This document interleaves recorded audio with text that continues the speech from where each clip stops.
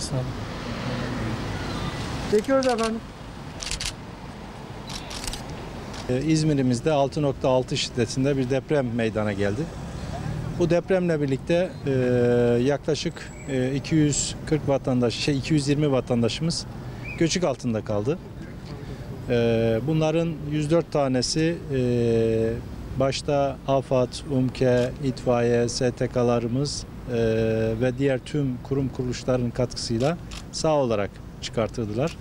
Maalesef 117 tane de ölümümüz oldu. Ancak birkaç gün önce bu enkaz kaldırma ve kurtarma çalışmaları sonlandırıldı.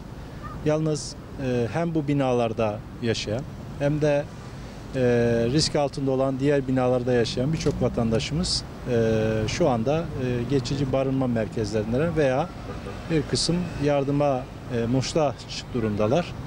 Onun için de ülkemizin her tarafında tüm insanlarımız valiliklerimizin koordinesinde bazı kendileri kendi refleksleriyle ama düzenli olması için valiliklerimizin koordinesinde oralara yardımlar ulaştırmaya çalışıyoruz. Biz de ilimizde depremin olduğu ilk günden itibaren önce ekiplerimiz alana intikal ettiler.